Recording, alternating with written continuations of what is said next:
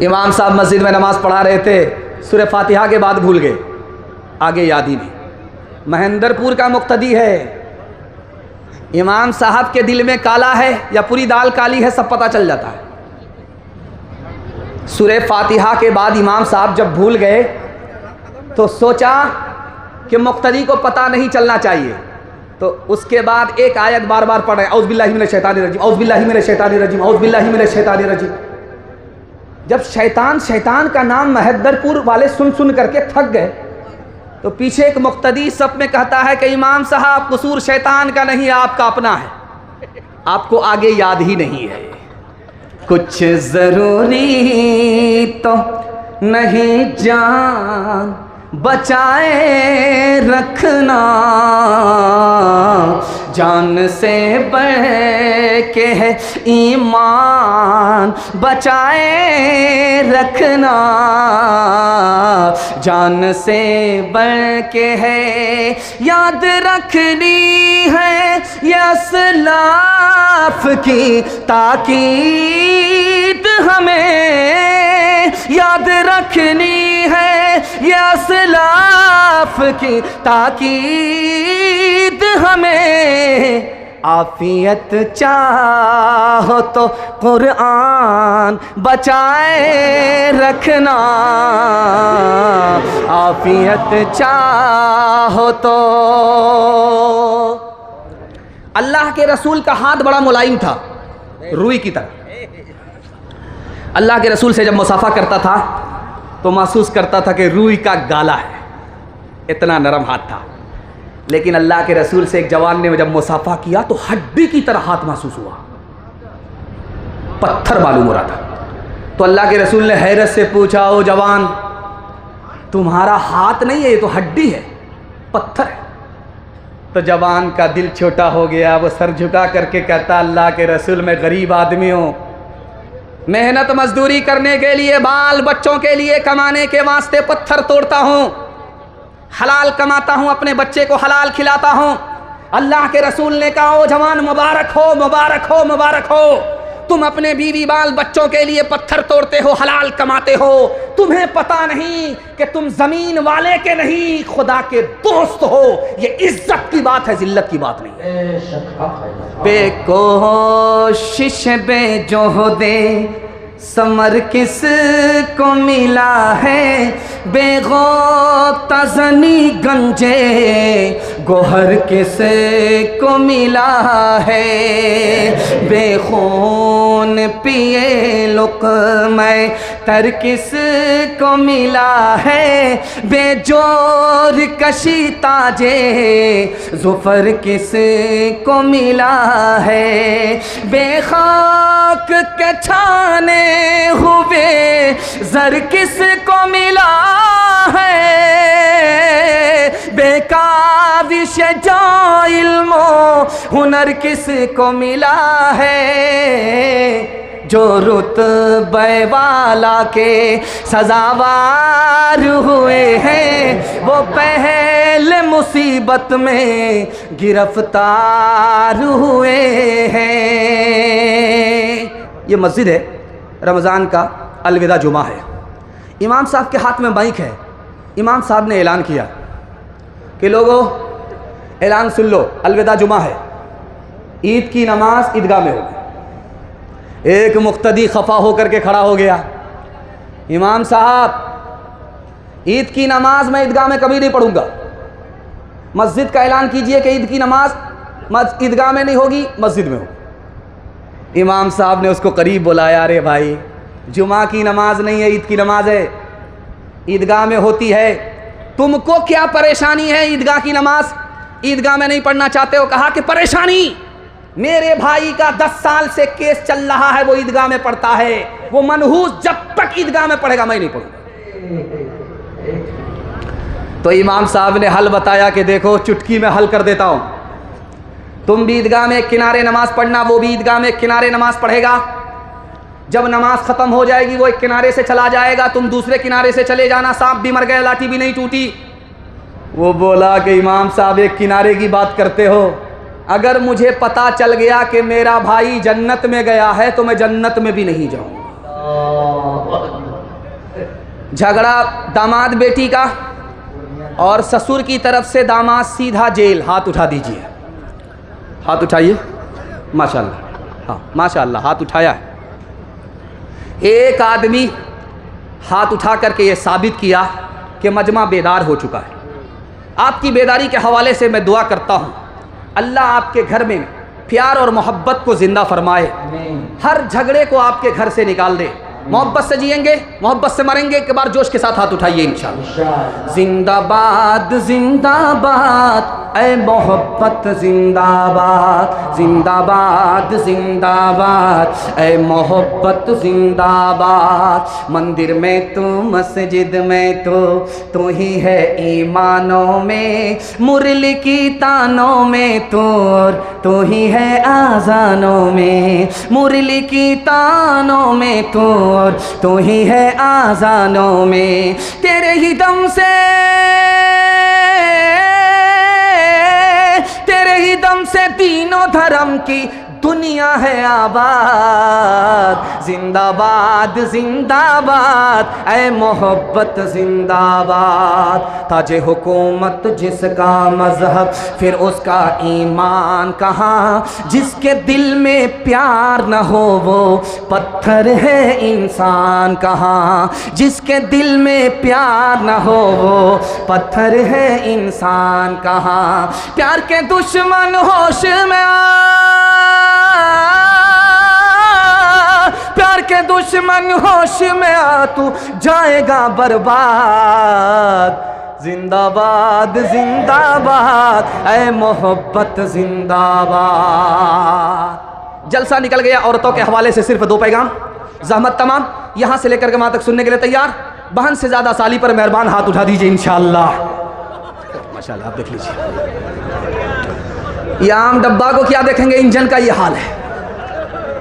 खैर माशाअल्लाह, बहुत अच्छा आप जलसा सुन रहे हैं। अल्लाह हमारे सुनाने को, आपके सुनने को बेहद कबूल फरमाए।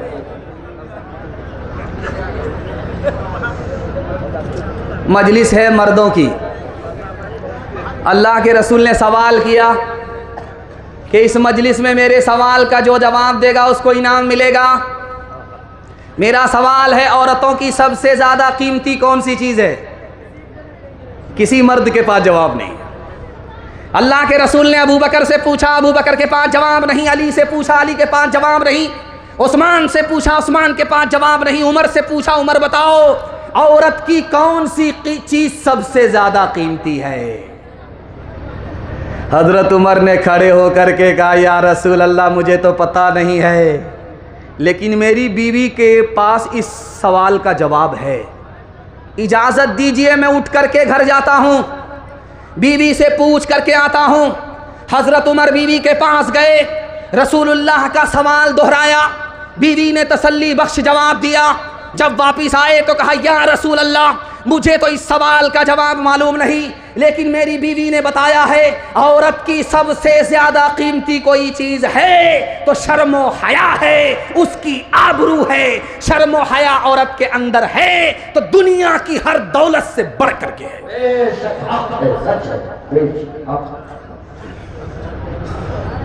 लड़की आगे आगे जा रही, लड़का पीछे। लड़की ने पलट करके कहा, जान न पहचान, कहाँ से आए मेहमान? तो लड़का बोलता, मैं आशिक हूँ। का 2 मिनट में पता चल जाएगा कि तुम ओरिजिनल हो या डुप्लीकेट। लड़की ने कहा, अरे तुम मुझ पर क्या आशिक हो? मेरे पीछे जो मेरी बहन आ रही है वो मुझसे ज़्यादा खूबसूरत है। अगर आशिक हो ना तो उस पर आशिक हो जाओ। अब लड़का इसको छोड़ करके उधर ताक झांक कर रहा है। लड़की ने दोनों गाल में तमाचा खींच करके दोनों को तरबूज की तरह लाल कर दिया। तुम सच्चे आशिक नहीं हो, झूठे आशिक हो। हाथ उठाइए, वादा कीजिए अपने घर की औरत को पर्दे में रखेंगे, पर्दे से बाहर नहीं। हाथ उठाइए इंशाअल्लाह। खुली फिरती है जो आज़ाद वो खतरे में रहती है, हिफाजत से हमारी मुर्गियाँ डरबे में रहती हैं। बुजुर्गों की शराफत का भरम रखने में रहती हैं। हमेशा खानदानियों रतें पर्दे में रहती हैं। खुला एक आसमां दे इनको उड़ने के लिए मौला, तमन्नाओं की चिड़िया ख्वाब के पिंजड़े में रहती हैं। आखिरी पैगाम, ज़हमत तमाम, हाथ उठाइए, वादा कीजिए अपनी बीवी को सर पर बिठाएंगे। हाथ उठा दीजिए इंशाअल्लाह। खैर माशाअल्लाह। इस आज के दिन चचा ही पकड़ा।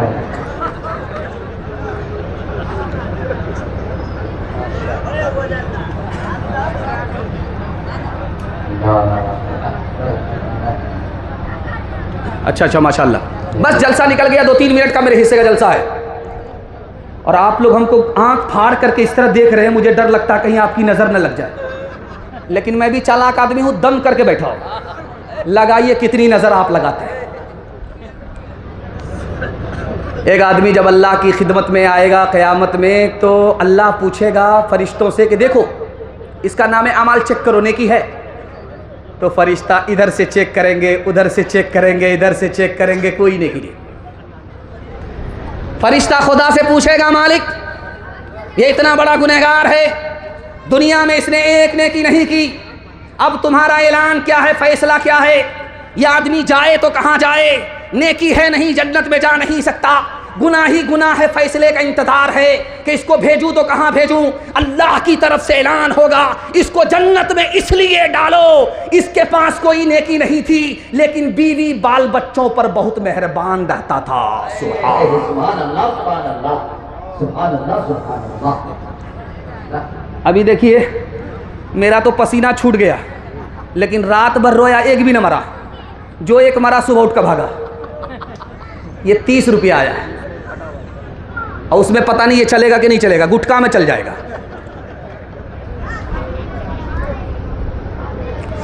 जब आदमी 10 रुपया लेकर के निकलता है सदका करने के लिए, तो एक आलिम ने मसला बताया कि जब सदका लेकर के कोई आदमी जाता है 10 रुपया, तो 70 शैतान रास्ता रोकता है। सदका कितने का कर रहा है? 10 रुपये का। शैतान कितने रोक रहे हैं? 70। एक आदमी मजमे से खड़ा हुआ है, आज शैतान को बाप से भेंट करा देंगे। 10,000 रुपया जलसे में दे करके आते हैं, देखते कौन शैतान रोकता है। यहाँ से उठ करके जब घर गया, जब तिजोरी से पैसा निकालने लगा तो बीवी ने कहा कहाँ ले जाओगे? कहा जलसा से सुन करके आए हैं, मसला उसी पर अमल करने। कहा पैसा वहीं रखो, हाथ मत लगाओ, वरना तुम्हारी भी खैरियत लेंगे, तुम्हारे मौलवी की भी खैरियत लेंगे। वहाँ से भाग करके आ गया, यहाँ मुंह लटका करके बैठा हुआ है। तो मौलाना ने कहा कि सीना तान करके गए थे कि सदका करके दिखाएंगे, 70 शैतान को पछाड़ करके आएंगे, अब मुंह लटका करके क्यों बैठे? तो उसने कहा शैतान को तो पछाड़ दिया, लेकिन शैतान की खाला से हार गया। कौन किसका हबीब होता है, कौन किसका रकीब होता है, कौन किसका यूं ही बन जाते हैं वहाँ रिश्ते, यूं ही बन जाते हैं वहाँ रिश्ते, जहाँ जिसका नसीब होता है, जहाँ जिसका। जब बूढ़ा आदमी चाय बेचता है ना, मुझको डर लगता है कि अगला प्रधानमंत्री यही बनेगा। इससे पहले बच्चा बेच रहा था तो खैर मुझे डर नहीं था। ये 2-2 बूढ़े आए, अब इसमें बनेगा कौन प्रधानमंत्री? कोई जहर को किसी को खिला करके मारेगा, कोई बचेगा। तीसरा नमूना आपकी खिदमत पर रखता हूँ दुनिया और आखिरत के हवाले से। एक आदमी महेंद्रपुर में जलसा सुन करके गया तो सब काम कर रहा उल्टा सीधा।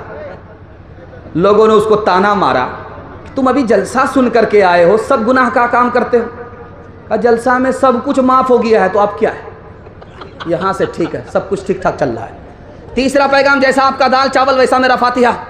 तीसरा पैगाम यहाँ से लेकर के वहाँ तक सुनने के लिए तैयार? जोश के साथ हाथ उठाइए इंशाअल्लाह। ये देखिए, ये यहाँ पर पंखा चल रहा है, मैं कुर्सी पर बैठा हूँ लेकिन पसीना छूट रहा है, ये खून की गर्मी है। लेकिन मक्का में जब सर पर सूरज आता है तो सिर्फ सर से पसीना नहीं बहता, जमीन ऐसे खोलती है जैसे चूल्हे पर हांडी खोलती। अल्लाह के रसूल ने एक सहाबी से कहा, जमीन खोल रही है जैसे चूल्हे पर हांडी खोलती है, उसी तरह जमीन खोल रही है। जूता उतार करके पांव रखो, मुझे हिसाब दो, मैंने तुम्हें इतना पैसा दिया था, कहाँ कहाँ खर्च हुआ, क्या बचा, क्या खर्च हुआ, कहाँ कहाँ खर्च हुआ।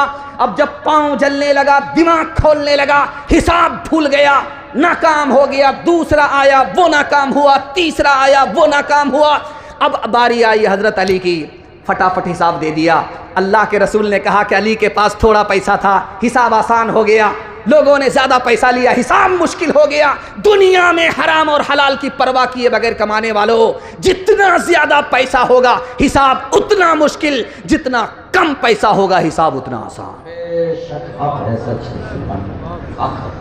महेंद्रपुर में जलसा सुनना था, 0 माइल में पूछ रहा कि महेंद्रपुर है किधर, बस्ती किधर है।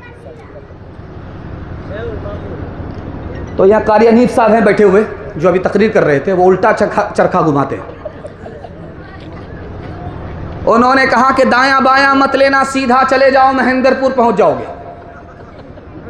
उसने जो दायां बायां छोड़ा, सीधा लिया, सीधा कब्रिस्तान पहुंच गया।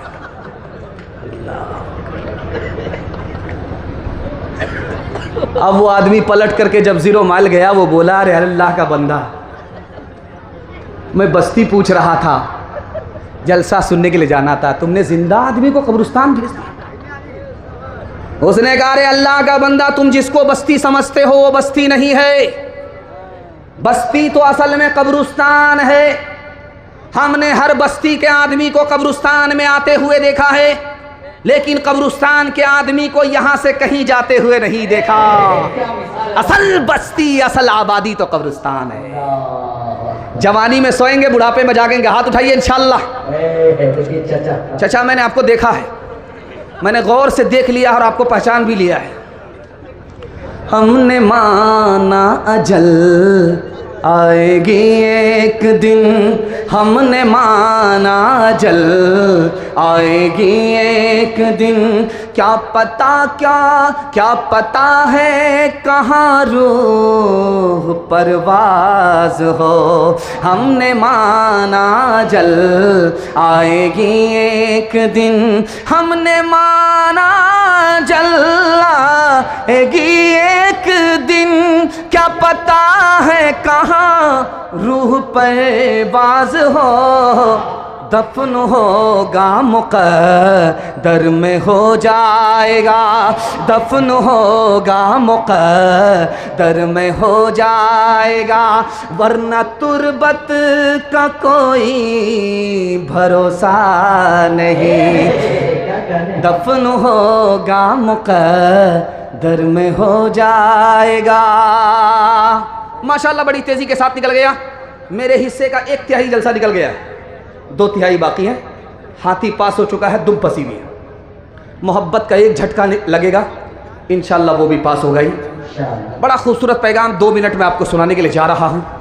अगर आपने इसकी हिफाजत कर ली, अल्लाह आपको दुनिया से, दीन से, दोनों से माला माल फरमाए। अभी हम लोग जहाँ ठहरे हैं, मेहमान खाना जहाँ है, नाश्ता जब आया तो हम लोग घबरा गए कि ये पूर्णिया है कि ये उड़ीसा है। क्या सखी आदमी, कितना बड़ा दस्तरखान, कितना बेहतर इंतज़ाम। नाश्ते में आलिमों के लिए वो इंतज़ाम किया जो समधी तक के लिए नहीं किया होगा। मैं पूरी बस्ती के लिए और खुसूसन अपने मेज़बान के लिए दुआ करता हूँ, अल्लाह आप सबकी रोज़ी में, रोज़गार में खूब खूब बरकत अता फरमाए। जब दस्तरखान पर आप लुकमा उठाएंगे, हाथ में लेंगे तो छोटा होगा, और जब हलक के नीचे वो लुकमा जाएगा और छोटा हो जाएगा। सिर्फ एक लुकमा हराम है, बाकी सब हलाल है। दूसरा लुकमा उठाया, हाथ में छोटा, हलक के नीचे गया और छोटा। सिर्फ 2 लुकमे हराम है, बाकी सब हलाल हैं। अल्लाह के रसूल ने फरमाया ये 2 लुकमे कितने छोटे हैं, लेकिन नुकसान इतना बड़ा है कि 2 लुकमे हराम के हलक के नीचे आए, 40 दिनों तक कोई नेकी कबूल नहीं हो। इस दुनिया में हर आदमी एक ही बार जीता है, एक ही बार मरता है। अगर मान लीजिए दुनिया में कोई 70 मरतबा पैदा हो और 70 मरतबा राह खुदा में गर्दन कटाए, लेकिन हराम कमा रहा, हराम खा रहा है। एक बार नहीं 70 बार पैदा हुआ, 70 बार उसने राह खुदा में गर्दन कटाई, हराम खा रहा है। अल्लाह के रसूल ने फरमाया 70 बार उसने राह खुदा में गर्दन कटाई, हराम खा रहा है। तो गर्दन कटाने की वजह से भी, शहादत की वजह से भी हराम का गुनाह माफ नहीं होगा। अभी जो नीतीश कुमार की तरफ से 10,000 मिला है, इंशाल्लाह उसको छोड़ेंगे नहीं, लेकर के रहेंगे। हाथ उठा दीजिए इंशाल्लाह।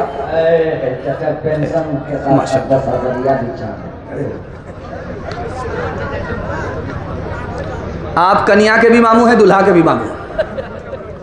आप लोग जलसा में नहीं आए हैं, बारात में आए।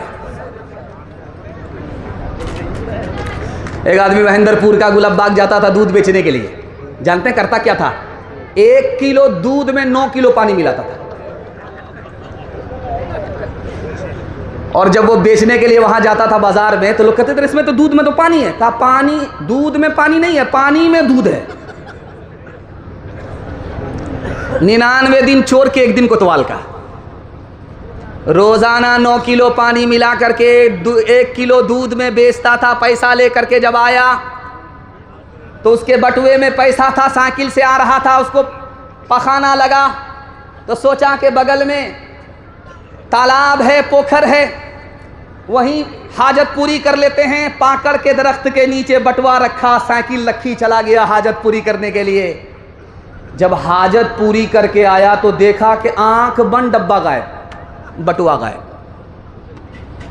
उसने हर जगह तलाश किया, जब बटुआ नहीं मिला तो उसने ऊपर देखा तो बंदर के हाथ में, और बंदर पैसा निकाल करके देख रहा कि असली है कि जाली है।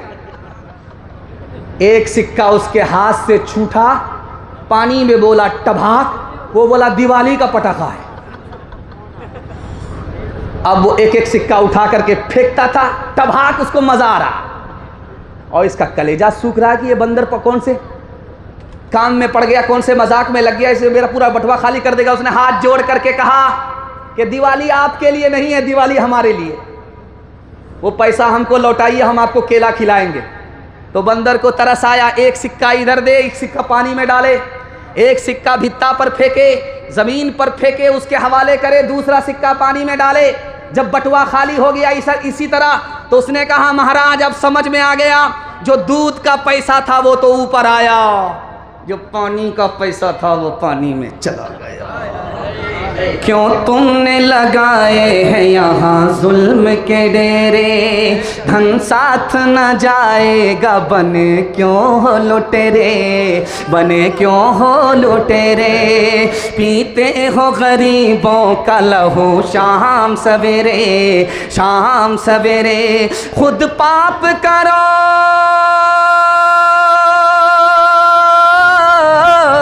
खुद पाप करो, नाम हो शैतान का बदनाम। इंसान बनो, कर लो भलाई का कोई काम। दुनिया से चले जाओगे, रह जाएगा बस नाम। लाखों यहाँ शापनी दिखाते हुए आए, दम भर के लिए नाच गए धूप में साए। वो भूल गए थे कि ये दुनिया है सराए, दुनिया है सराए। आता है, आता है कोई सुबह तो जाता है कोई शाम। इंसान बनो, कर लो भलाई का कोई काम। हाथ उठाइए, वादा कीजिए शादी करेंगे, पीछे से गाड़ी लेंगे। हाथ उठा दीजिए इंशाल्लाह। खैर माशाल्लाह। चचा भी उठा रहे हैं। चचा तो हमारे मुकम्मल साथ दे रहे हैं, और ये लग रहे हैं महेंद्रपुर के नहीं, मुड़बल्ला के। खैर, चौथा पैगाम आपकी खिदमत में जवानों के हवाले से सुनाने के लिए जा रहा हूँ। पैगाम को ख़त्म कर रहा हूँ। कल बारात आने वाली है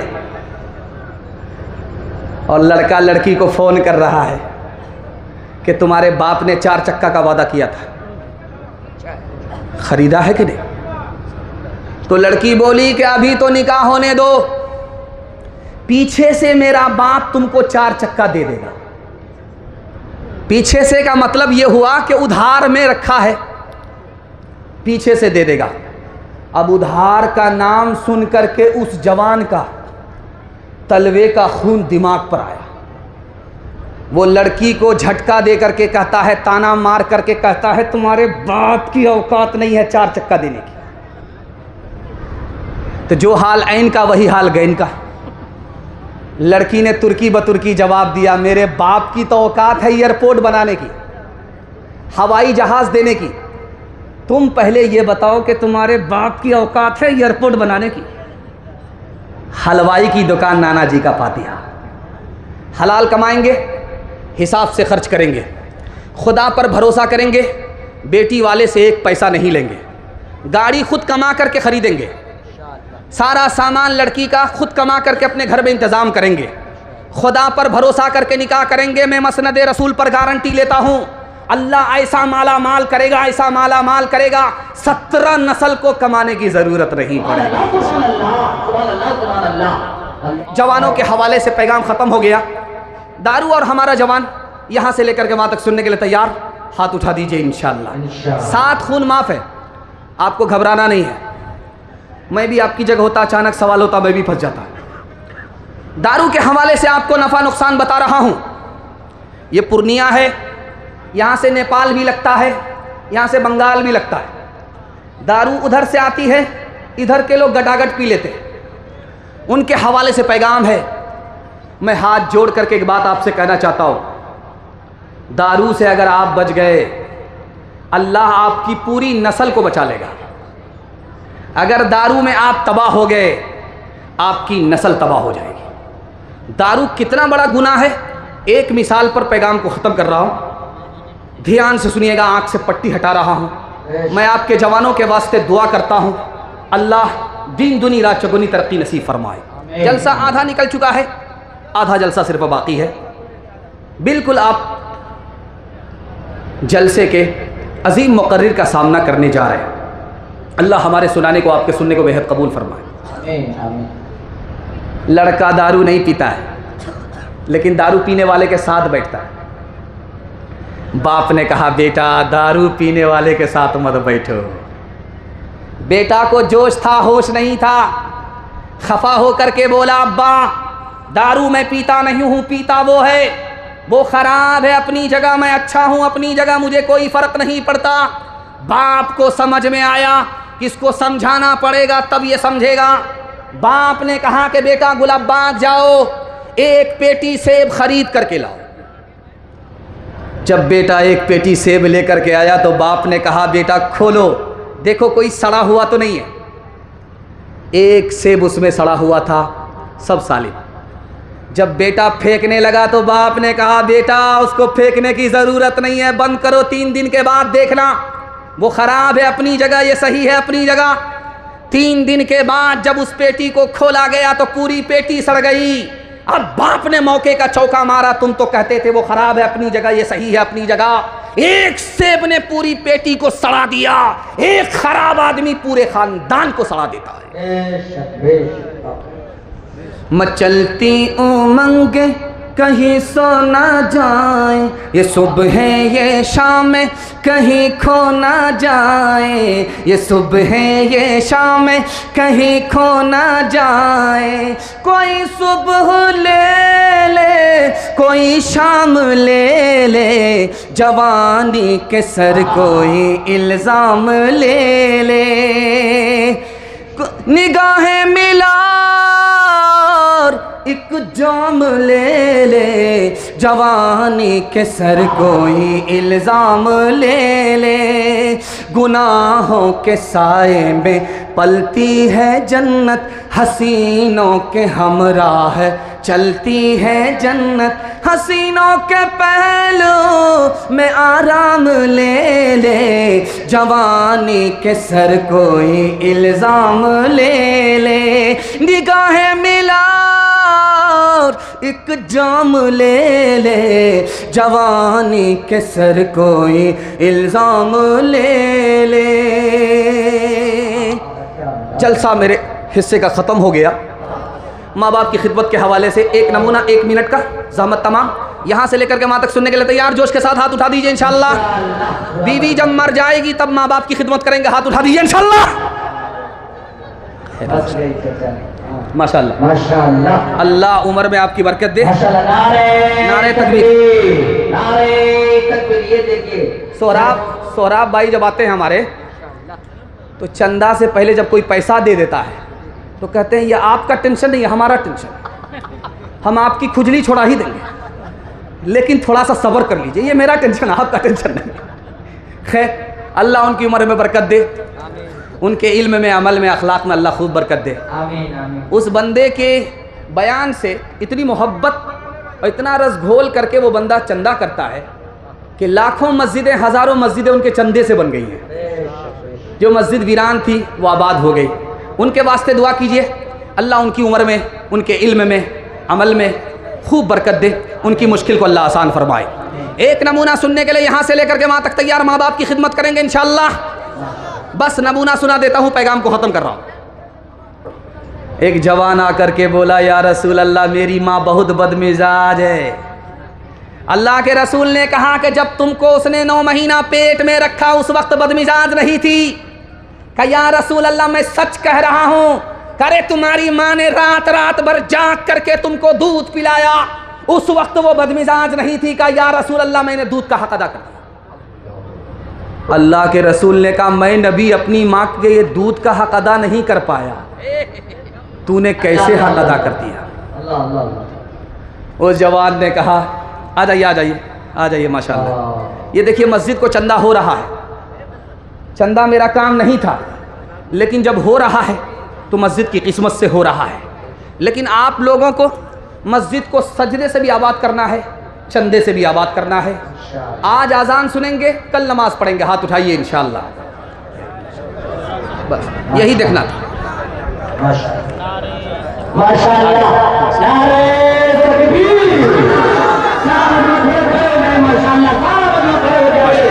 हिंदुस्तान के नायाब मकबरे जिनकी आमद के लिए हम सब की आमद तरस रही थी और सरजमीन महंदपुर तड़प रही थी, हज़रत की आमद अमल हो चुकी है। नारे आज मैंने मौके से फायदा उठाया।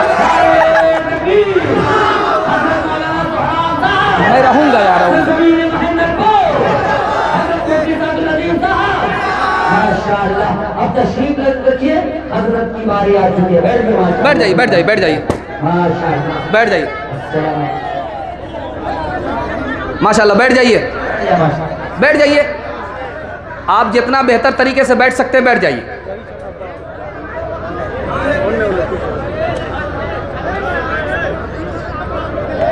बैठ जाइए बैठ जाइए।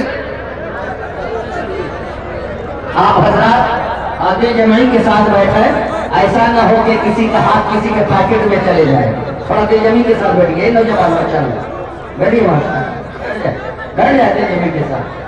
कुर्बान मेरी जान महेंद्रपुर वाले, क्या आपने हिंदुस्तान के नायाब चीना और चुनीदा मौक़रीन को आपने मुंतखब किया है, जिनके दीदार के लिए पूरे भारत तरसता और तड़पता है। अल्हम्दुलिल्लाह उनकी आमद हुई है माशाअल्लाह। आप लोग जमी के साथ बैठ, बस 1 मिनट में मैं फारिग हो रहा हूँ, बस बात अधूरी है, उसको मुकम्मल कर देता हूँ। अल्लाह के रसूल ने उस बंदे से कहा कि मैं अपने माँ की दूध का हक अदा नहीं कर पाया, तूने कैसे अदा कर दिया? कहा या रसूल अल्लाह, मेरी माँ चल नहीं सकती, मैंने पीठ पर बिठाया, मैंने खाना काबा का तवाफ़ कराया, सही कराया, दूध का हक अदा हो गया। तो अल्लाह के रसूल ने कहा, ओरे बेवकूफ़, तेरी माँ ने 9 महीने के बाद जब तुमको दुनिया में लाया तो ऐसा दर्द उखड़ा था, ऐसा दर्द उखड़ा था, 900 तलवार एक आदमी के ऊपर पड़े फिर भी जिंदा रहे, उससे बड़ा दर्द तुम्हारी माँ ने उठाया। अभी तो दर्द का हक अदा नहीं हुआ, तुम दूध के हक अदा करने की बात करते हो। मुस्तफ़ा मुस्तफ़ा बोलो, बोलो सल्ले अला बोलो, बोलो मुस्तफ़ा मुस्तफ़ा बोलो।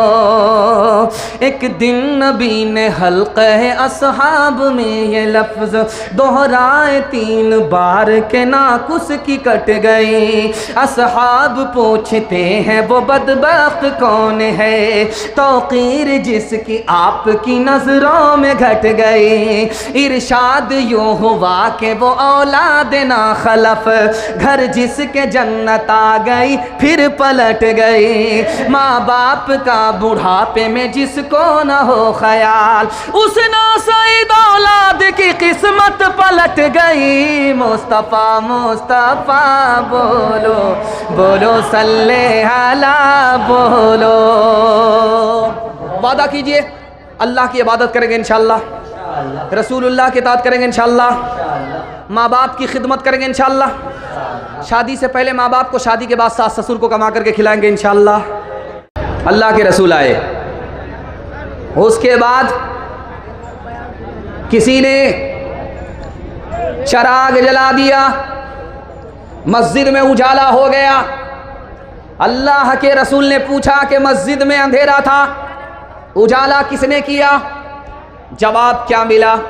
उसको क्या दुआ मिली जिसने अंधेरे मस्जिद में उजाला किया? ये मेरा पहला सवाल है। दूसरा सवाल है, दिल्ली में एक मस्जिद है, उसका नाम है जामे मस्जिद दिल्ली।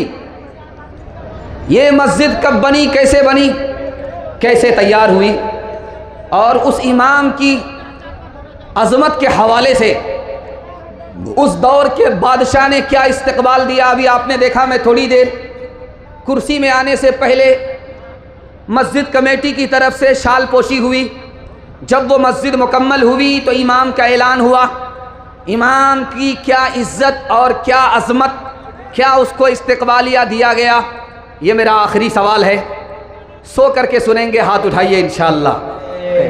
सो करके सुनेंगे। दो सवाल पैगाम शुरू कर रहा हूँ। मस्जिद में अंधेरा था, डिस्क ब्रेक मार करके हमारी तरफ तवज्जो कीजिए, टाइम बिल्कुल नहीं है। जिस अजीम मुकर्रिर के लिए मैं माहौल बनाने के लिए आया हूँ, उनको बड़ी जल्दी आपकी खिदमत पे आना है, इसलिए डिस्क ब्रेक मार करके थोड़ा सा मुख्तसर वक्त बयान के लिए मैं आपकी खिदमत पे हूँ। ध्यान से इसको सुनिएगा, जल्दी से निकल जाएगा। मस्जिद में अंधेरा था, अचानक उजाला हुआ। अल्लाह के रसूल ने हैरत से पूछा, मस्जिद में अंधेरा था, उजाला किसने किया? कहा या रसूल अल्लाह, एक सहाबी है, तमीम नाम है, उसने अपने घर का चराग ला करके मस्जिद में दे दिया। उसके घर में अंधेरा है, मस्जिद में उजाला कर दिया। अल्लाह के रसूल ने खुश होकर के फरमाया, मेरी कोई और बेटी होती तो मैं तमीम के निकाह में दे करके उसकी शान बढ़ा देता। अल्लाह अकबर कबीरा। ये जो दिल्ली की जामे मस्जिद है, जिसको आप जामे मस्जिद कहते हैं, दिल्ली जाने वाले देखे हैं जामे मस्जिद, उसका मीनारा आसमान से बात करता है। दिल्ली रेलवे स्टेशन से ही उसका मीनारा नजर आता है। जानते हैं वो मस्जिद कब बनी है? 1660 ईस्वी में बनी है। 1660 ईस्वी में बनी है। अभी ये 2000 ईस्वी चल रही है। आप जोड़ लीजिए, 400 साल के बाद भी मस्जिद उसी तरह है जैसे 400 साल पहले थी। ये मस्जिद की जब बुनियाद रखी गई तो वो कौन सा दिन था? जुमा का दिन था। 6000 मजदूरों ने काम करना शुरू किया। 6 साल में वो मस्जिद मुकम्मल हुई। इस मस्जिद के बनाने वाले बादशाह का नाम था शाहजहां, जो मुगलिया सल्तनत का 5वां बादशाह था। जब मस्जिद मुकम्मल हो गई, उसने ऐलान किया कि मेरी मस्जिद में सबसे पहली नमाज वो पढ़ाएगा जिसकी तहज्जुद की नमाज बालिग होने के बाद कभी कज़ा नहीं हुई। पहला दिन गुजर गया, एक आदमी भी मस्जिद का इफ्तिताह करने के लिए सामने नहीं आया। दूसरा दिन आया, दूसरा दिन भी निकल गया। उसके बाद देखा एक आदमी अपने चेहरे पर नकाब लगा करके मुसल्ले पर आया और मस्जिद की पहली नमाज पढ़ा करके निकल गया। जब लोग उसको तलाश करने के लिए निकले तो देखा कि जिसने नकाब उतारा वही शाहजहां बादशाह था।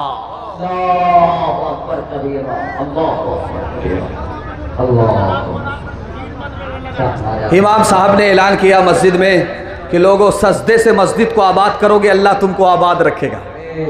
ऐलान हो गया। लोगों ने फैसला कर लिया, महेंद्रपुर के लोगों ने फैसला कर लिया, छोड़ दीजिए आप लोग, छोड़ दीजिए, आप लोग अपना काम कर दिए माशाल्लाह, जज़ाकल्लाह। अब इधर जलसा होने दीजिए, आप लोग उधर जलसा मत कीजिए। आप लोग इंतजार ना करें। हाँ, बहना उधर आ रही हैं, जा रही हैं, कुछ लोग वहाँ पर खड़े हो जाएंगे ना, वहाँ पर इमाम साहब ने ऐलान करके बस्ती के लोगों से कहा मस्जिद तो बन गई है, अब सजदा करना होगा। मस्जिद में सजदा करोगे मस्जिद आबाद होगी, अल्लाह तुमको आबाद रखेगा। लोगों ने कहा बहुत अच्छा। सब लोग गुस्ल करके नया कपड़ा पहन करके सुरमा लगा करके आ गए।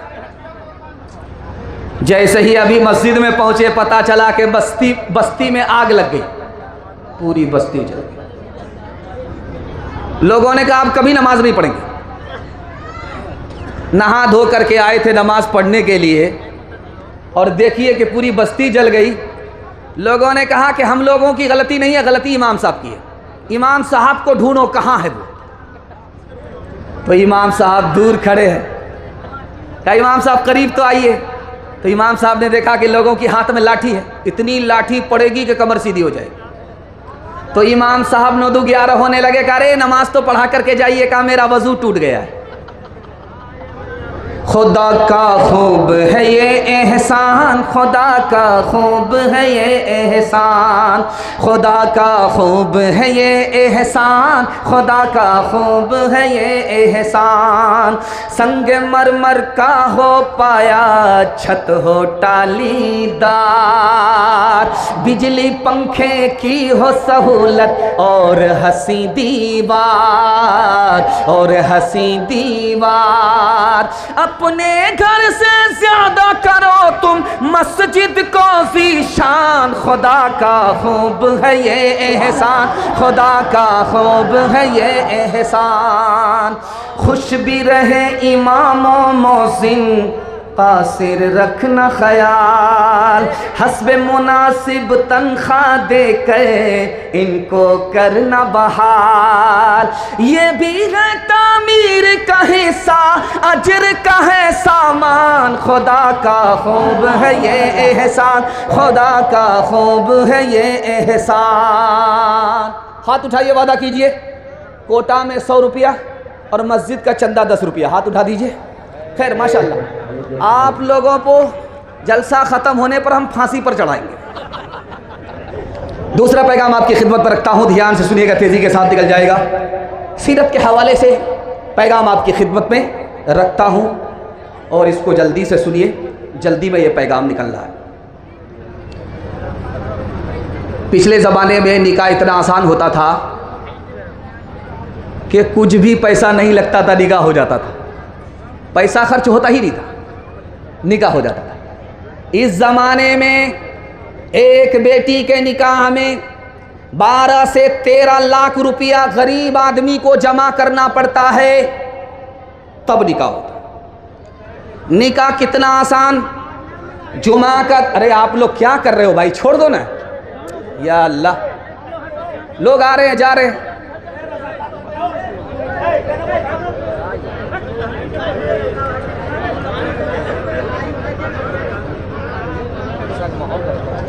निकाह इतना आसान, इतना आसान, इतना आसान, एक पैसा खर्च नहीं होता था, निकाह हो जाता था।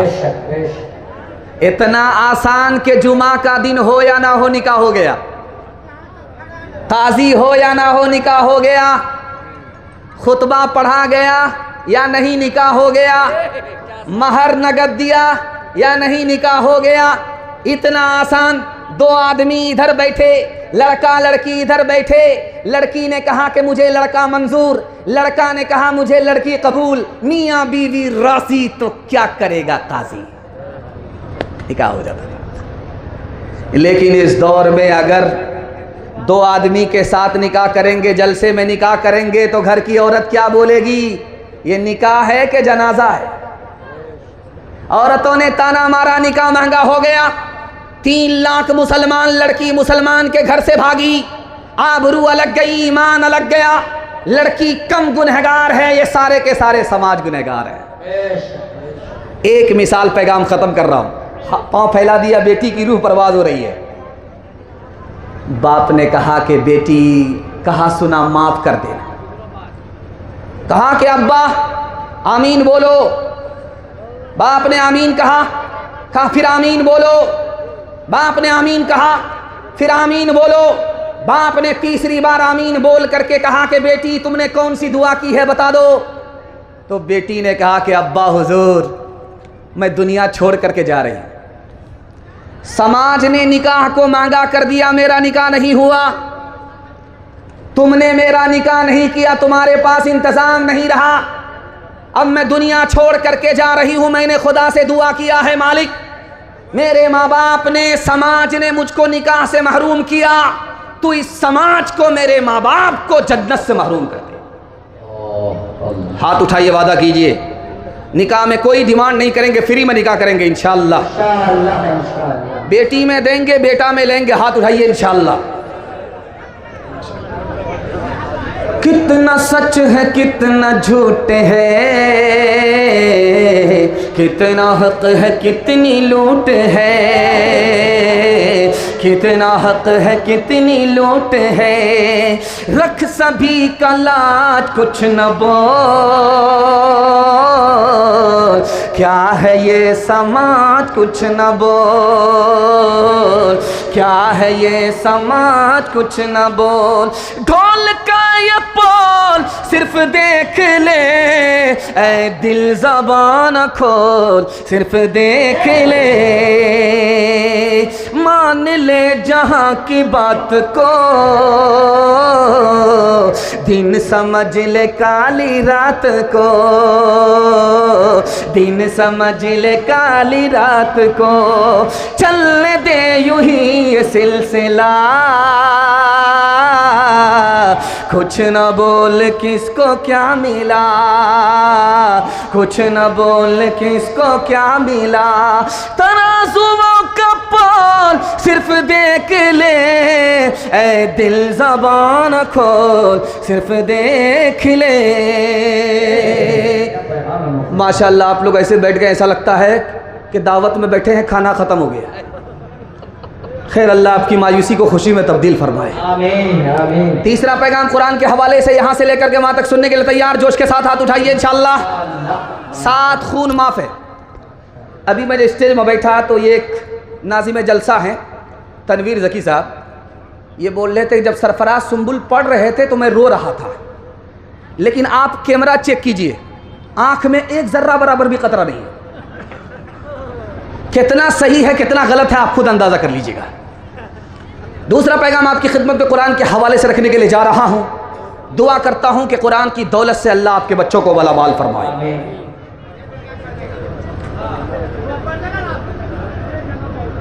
यहाँ क्या हो रहा है समझ में नहीं आ रहा। इस जगह क्या हो रहा है, सारी आफत इसी जगह।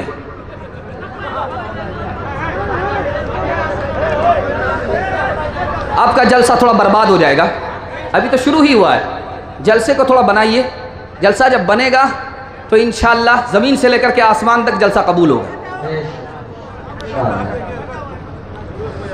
हज़रत उमर के पास एक जवान आया, कहा हुजूर, अरे जो बैठता नहीं है उसको बैठाने की कोशिश क्यों कर रहे हैं, छोड़ दीजिए। आप लोग थोड़ी देर हरकत देकर के बस नहीं, वो जो जैसे बैठे ठीक है, वो जिसको बैठना है बैठने दीजिए, जिसको खड़ा रहना खड़ा रहने दीजिए, कोई दिक्कत नहीं है। लेकिन आप हमारी तरफ ध्यान दीजिए, क्योंकि मैं आपको सुना रहा हूँ, आप सुन रहे। जब आप सुनेंगे मैं सुनाऊंगा, जलसा आपका कामयाब हो जाएगा। हज़रत उमर के सामने एक जवान आया, कहा हुजूर मुझको नौकरी चाहिए। कहा नौकरी, रोजगार? कहा कि हाँ। कहा अरे कुरान जानते हो? कहा नहीं, सब कुछ जानते, कुरान नहीं जानते। कहा जल्दी से जाओ कुरान सीख करके आओ। तुम्हें पता नहीं है कि कुरान मुकद्दर की चाबी है, रोजगार की चाबी है। जैसे ही तुम कुरान सीख करके आओगे, तुम्हारे मुकद्दर का ताला खुलता चला जाएगा। सुभान अल्लाह, सुभान अल्लाह, सुभान अल्लाह, सुभान अल्लाह। और खूब माशाअल्लाह। एक आलिम थे लखनऊ के, उनका नाम था मौलाना नईम फरंगी महल रहमतुल्लाह अलैह। दुआ कीजिए अल्लाह उनकी कब्र को नूर से भर दे। वो अंग्रेज के पास आए, कहा कि हुजूर हमको नौकरी चाहिए। वो सर पकड़ करके बैठ गए। कहा एक आदमी की नौकरी मांग रहा हूं, तुम्हारी सरकार है, तुम अंग्रेज हो, तुम्हारी सरकार है, तुम्हारी सरकार में एक आदमी नौकरी मांग रहा, तुम्हारा सर भारी हो गया।